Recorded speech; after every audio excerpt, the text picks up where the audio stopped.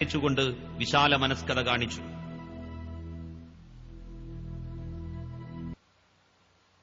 Uhud.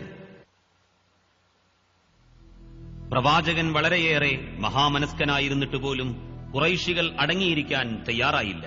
Mecca ഖുറൈശികളും മറ്റു ഗോത്രങ്ങളും ചേർന്ന് 3000-ഓളം വരുന്ന സൈന്യം മദീനയെ ആക്രമിക്കാൻ ഉഹദിലെത്തി. അബ്ദുല്ലാഹിബ്നു ജുബൈർ റളിയല്ലാഹു അൻഹുവിന്റെ നേതൃത്വത്തിൽ 50 അമ്പെയ്ത്തുകാരെ പ്രവാചകൻ ഈ ജബലുർ റുമാത്തിന്റെ മുകളിലായിരുന്നു നിയോഗിച്ചിരുന്നത്. പ്രവാചകൻ അവരോട് കൽപ്പിച്ചു, എന്റെ കൽപ്പന കിട്ടുന്നതുവരെയും ഈ കുന്നിൽ നിന്ന് ഇറങ്ങരുത്. ശത്രുക്കളുടെ നേരെ അമ്പെയ്ത്ത് തുറന്നുകൊണ്ടേയിരിക്കുക. മദീനയുടെ വളരെ അടുത്ത് കിടക്കുന്ന ഉഹദിൽ 700 സത്യവിശ്വാസികൾ സത്യനിഷേധികളുമായി കൊടുമ്പിരി കൊണ്ട യുദ്ധം നടത്തിയത് ഈ കാണുന്ന താഴ്വരയിലാണ്. പരലോക വിശ്വാസത്താൽ പ്രചോദിതരായി മുന്നോട്ടു കുതിച്ച മുസ്ലിം സൈന്യത്തിന്റെ മുമ്പിൽ ഉറച്ചു നിൽക്കാൻ ശത്രുക്കൾക്ക് സാധിച്ചില്ല. നേതാക്കളും പതാകവാഹകരും വധിക്കപ്പെട്ടതോടെ സത്യനിഷേധികൾ പിന്തിരിഞ്ഞോടി. ഇത് കണ്ട അമ്പെയ്ത്തുകാരിൽ 10 പേരൊഴിച്ച് മറ്റെല്ലാവരും കൽപ്പന അവഗണിച്ച് കുന്നിൽ നിന്നിറങ്ങി അവിശ്വാസികൾ വിട്ടേച്ചുപോയ ആയുധങ്ങളും സമ്പത്തും ശേഖരിക്കാൻ ഒരുങ്ങി. ഈ അവസരം ഉപയോഗപ്പെടുത്തി ഖാലിദ് ബിൻ വലീദിന്റെ നേതൃത്വത്തിൽ ശത്രുക്കളുടെ കുതിരപ്പടയാളികൾ കുന്നിന്റെ പിൻഭാഗത്തുകൂടെ മുകളിലേക്കു കയറി മുസ്ലിങ്ങളുടെ നേരെ യുദ്ധം തുടങ്ങി. ആശയക്കുഴപ്പത്തിലകപ്പെട്ട മുസ്ലിം സൈന്യം ചിതറുകയും ചിലർ പരസ്പരം ഏറ്റുമുട്ടുകയും ചെയ്തു. ഈ അനിശ്ചിതാവസ്ഥയിൽ നിരവധി മുസ്ലിങ്ങൾ രക്തസാക്ഷികളായി. മുസ്ലിങ്ങൾ വീണ്ടും ശക്തി സംഭരിച്ച് ശക്തമായ മുന്നേറ്റം നടത്തി. ശത്രുക്കൾ യുദ്ധക്കളം വിട്ടോടി.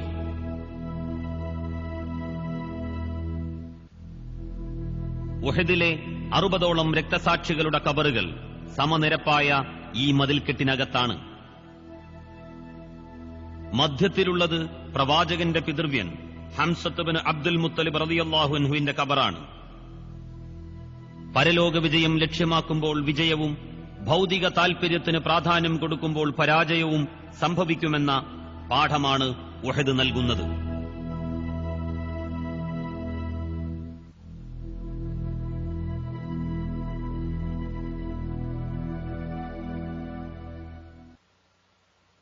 ഖന്ദഖ്. സമാധാനം അധികകാലം നീണ്ടുനിന്നില്ല. ഖുറൈശികളും മറ്റ് 6 ഗോത്രങ്ങളും ചേർന്ന് 10,000-ഓളം പടയാളികളും 2500-ലധികം ഒട്ടകങ്ങളും നിരവധി ആയുധങ്ങളും അനേകം കുതിരപ്പടയാളികളും ചേർന്ന് ആർത്തലച്ചു വന്ന സഖ്യകക്ഷി സൈന്യം മദീനയെ ആക്രമിക്കാൻ ഇറങ്ങി പുറപ്പെട്ടു. ഇതറിഞ്ഞ മുഹമ്മദ് നബി സല്ലല്ലാഹു അലൈഹി വസല്ലം അനുയായികളുമായി യുദ്ധതന്ത്രങ്ങളെക്കുറിച്ച് കൂടിയാലോചിച്ചു. മദീനയ്ക്ക് ചുറ്റും കിടങ്ങ് കുഴിച്ച് ശത്രുവിന്റെ മുന്നേറ്റം തടയുക എന്ന പേർഷ്യൻ യുദ്ധതന്ത്രം സൽമാനുൽ ഫാരിസി റളിയല്ലാഹു അൻഹു മുന്നോട്ടുവെച്ചു. പ്രവാചകൻ അത് അംഗീകരിച്ചു. ഒരാഴ്ചത്തെ കഠിനാധ്വാനത്തിലൂടെ 9000 അടി നീളത്തിലും കുതിരപ്പടയാളികൾക്ക് എളുപ്പം ചാടിക്കടക്കാൻ കഴിയാത്തത്ര വീതിയിലും ആഴത്തിലും കിടങ്ങ് കുഴിച്ചു. പട്ടിണി കൊണ്ട് നിവർന്നു നിൽക്കാൻ കഴിയാതെ വയറ്റത്ത് കല്ലുവെച്ച് കെട്ടിക്കൊണ്ടായിരുന്നു പ്രവാചകനും അനുചരന്മാരും കിടങ്ങ് കുഴിച്ചത്. ഈ റോഡിന്റെ സ്ഥാനവും കൂടി ഉൾക്കൊള്ളുന്നതായിരുന്നു അന്നത്തെ കിടങ്ങ്. കിടങ്ങിനപ്പുറത്തെത്തിയ സഖ്യകക്ഷി സൈന്യം അഗാധമായ കിടങ്ങുകൾ കണ്ട് അമ്പരന്നു. കിടങ്ങിനിപ്പുറവും സൽ പർവ്വതമുകളിലും നിലയുറപ്പിച്ച മുസ്ലിങ്ങളുമായി അമ്പെയ്ത്തിൽ മാത്രം ദിവസങ്ങളോളം യുദ്ധം നീണ്ടുനിന്നു. മുസ്ലിങ്ങളുമായുള്ള സമാധാന കരാർ ലംഘിച്ചുകൊണ്ട് ജൂതന്മാർ ശത്രുക്കളോട് ചേർന്നു. പ്രവാചകന്റെ തമ്പ് മസ്ജിദുൽ ഫത്ഹ് എന്ന ഈ പള്ളിയുടെ സ്ഥാനത്തായിരുന്നു. ഇതേ അവസ്ഥ ദിവസങ്ങളോളം നീണ്ടുനിന്നു. രാത്രി ശക്തമായ കാറ്റടിച്ചു. മഴ കോരിച്ചൊരിഞ്ഞു. ഇടിയും മിന്നലും ശക്തമായി. കൊടുങ്കാറ്റിൽ തമ്പുകൾ പറന്നുപോയി. മുസ്ലിങ്ങൾ കിടങ്ങുകൾ കടന്നുവന്ന് ആക്രമിക്കുകയാണെന്ന് തെറ്റിദ്ധരിച്ച സഖ്യകക്ഷി സൈന്യം നേരം പുലരുന്നതിന് മുൻപ് ഖന്ദഖിൽ നിന്ന് സ്ഥലം വിട്ടു. അല്ലാഹുവിന്റെ തന്ത്രം മുസ്ലിങ്ങളെ രക്ഷിച്ചു. വമ്പിച്ച ഒരത്യാഹിതത്തിൽ നിന്ന് രക്ഷിച്ച ദൈവത്തെ മുസ്ലിങ്ങൾ സ്തുതിച്ചു.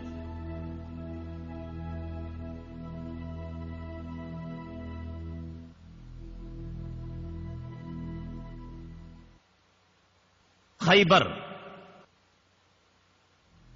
ഹുദൈബിയ സന്ധിയിലൂടെ മദീനയിൽ സമാധാനം പുനഃസ്ഥാപിക്കപ്പെട്ടു. എന്നാൽ വഞ്ചകരായ ജൂതഗോത്രങ്ങൾ നിലനിൽക്കുന്നിടത്തോളം കാലം മുസ്ലിങ്ങൾക്ക് സമാധാനത്തോടെ ജീവിക്കാനാവില്ലെന്ന് ഖന്ദഖിന്റെ അനുഭവത്തിൽ നിന്ന് ബോധ്യപ്പെട്ടു. 100 കുതിരപ്പടയാളികളും 160 കാലാൾപ്പടയും പ്രവാചകന്റെ നേതൃത്വത്തിൽ മദീനയിൽ നിന്ന് ഖൈബറിലേക്ക് പുറപ്പെട്ടു. ഖൈബറിലെ ജൂതന്മാരുടെ മർഹബ് കോട്ടയാണിത്. മുസ്ലിങ്ങൾ ദിവസങ്ങളോളം കോട്ട ഉപരോധിച്ചു. ശക്തമായ ഏറ്റുമുട്ടലിന് ശേഷം ജൂതന്മാർ കോട്ടയിൽ നിന്ന് പുറത്തുവന്ന് കീഴടങ്ങി. ഗോതമ്പ് വൈക്കോലും കളിമണ്ണും കുഴച്ച് ഈന്തപ്പന തടികൾ ചേർത്ത് വെച്ച് നിർമ്മിച്ച ഈ 3 നിലക്കോട്ട 1500 വർഷങ്ങൾക്ക് ശേഷവും ചരിത്രത്തിന്റെ മൂകസാക്ഷിയായി നിലകൊള്ളുന്നു. ഖൈബറിലെ ജൂതന്മാരുടെ വീടുകളുടെ അവശിഷ്ടങ്ങൾ ഇപ്പോഴും നിലനിൽക്കുന്നു. ഇത് ഖൈബറിലെ ജൂത ദേവാലയം. അവിശ്വാസികളെ കൊന്നൊടുക്കുക എന്നത് മുഹമ്മദ് നബി സല്ലല്ലാഹു അലൈഹി വസല്ലമയുടെ നയമായിരുന്നില്ല. മുസ്ലിങ്ങളുടെ മുമ്പിൽ നിർബന്ധിതരായി കീഴടങ്ങിയ ജൂതന്മാരോട് പ്രവാചകൻ മാന്യമായിട്ടാണ് പെരുമാറിയത്. തിരുത്തപ്പെട്ട തൗറാത്തിന്റെ ഏടുകൾ പിടിച്ചെടുത്തിരുന്നത് അവർക്ക് തന്നെ തിരിച്ചുകൊടുത്തു. കൃഷിഭൂമിയുടെ ഉടമാവകാശം തങ്ങൾക്ക് തന്നെ വിട്ടുതരണമെന്ന നിർദ്ദേശം പ്രവാചകൻ അംഗീകരിച്ചു.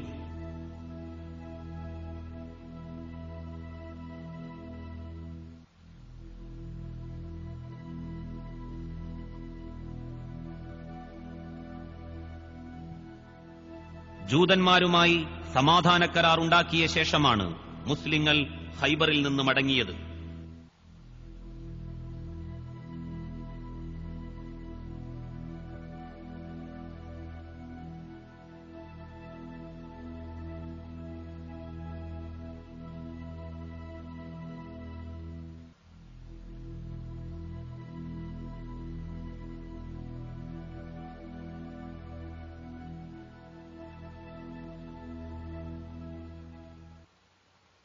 പ്രവാചകന്റെ കത്തുകൾ.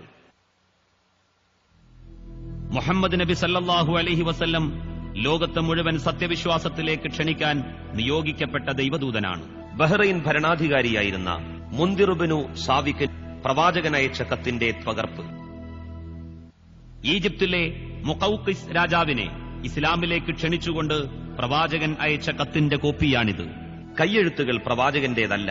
താഴെ നിന്ന് മുകളിലേക്ക് വായിച്ചാൽ മുഹമ്മദ് റസൂലുള്ളാഹി എന്ന എഴുത്തുള്ള സീൽ പ്രവാചകന്റെ മോതിരം കൊണ്ടടിച്ചതാണ്. മുഅ്ത. മുഹമ്മദ് നബി സല്ലല്ലാഹു അലൈഹി വസല്ലം സിറിയയിലെ ബുസ്റായിലുള്ള ഹിറാക്ലിയസ് ചക്രവർത്തിയുടെ ഗവർണറുടെ അടുക്കലേക്ക് ഒരു ദൂതനെ അയച്ചു. AD 629 പ്രവാചകന്റെ സന്ദേശവുമായി ഹാരിസ് ഇബ്നു ഉമൈറുൽ അസ്ദി റളിയല്ലാഹു അൻഹു ചുട്ടുപൊള്ളുന്ന മരുഭൂമികളും താഴ്വരകളും കടന്ന് ഏകാന്തനായി കുതിരപ്പുറത്ത് ആയിരക്കണക്കിന് കിലോമീറ്റർ സഞ്ചരിച്ച് ജോർഡാനിലെ അൽ കറക്കിന് സമീപത്തുള്ള ഈ മുഅ്തയിലെത്തി പ്രവാചകന്റെ കത്തുകൊടുത്തു. ഉടൻ തന്നെ ദൂതൻ നിഷ്കരണം വധിക്കപ്പെട്ടു. ദൂതന്മാരെ വധിക്കരുതെന്ന സാമാന്യ മര്യാദ പോലും പാലിക്കാത്ത ഈ ധിക്കാരം അവസാനിപ്പിക്കാൻ തന്റെ വളർത്തുപുത്രനായ സെയ്ദ് ബിനു ഹാരിസ റളിയല്ലാഹു അൻഹുവിന്റെ നേതൃത്വത്തിൽ 3000 ഭടന്മാരെ പ്രവാചകൻ അയച്ചു. യാത്ര അയക്കുമ്പോൾ പ്രവാചകൻ കൽപ്പിച്ചു, ശത്രുക്കളുടെ സ്ത്രീകളെയും കുട്ടികളെയും വൃദ്ധരെയും കൊല്ലരുത്, കെട്ടിടങ്ങൾ തകർക്കരുത്, വൃക്ഷങ്ങൾ നശിപ്പിക്കരുത്. അല്ലാഹു നിങ്ങളോടൊപ്പം ഉണ്ടാകട്ടെ.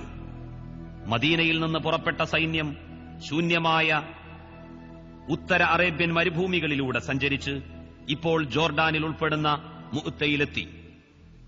2 ലക്ഷത്തോളം വരുന്ന റോമാ സൈന്യം 3000 മുസ്ലിം സൈന്യവുമായി ഏറ്റുമുട്ടിയ മുഅ്ത യുദ്ധക്കളമാണിത്.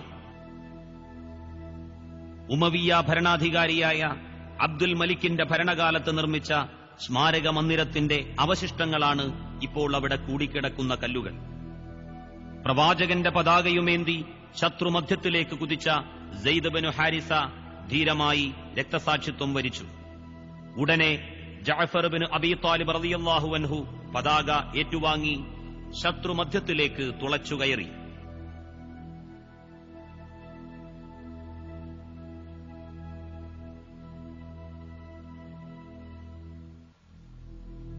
കൈകൾ വെട്ടിവീഴ്ത്തപ്പെട്ടപ്പോൾ കക്ഷത്തിൽ പതാക ഇറുക്കിപ്പിടിച്ചു.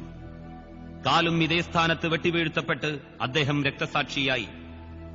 ഞൊടിയിടയിൽ പതാകയുമേന്തി ശത്രുനിരയിലേക്ക് കുതിച്ച അബ്ദുല്ലാഹിബ്നു റവാഹയും ഇതേ സ്ഥാനത്ത് തന്നെ രക്തസാക്ഷിത്വം വരിച്ചു. ഉയർന്നു നിൽക്കുന്നത് അവരുടെ ഖബറുകളല്ല, രക്തസാക്ഷിത്വ സ്മാരകമായി ഉയർത്തിയ അടയാളം.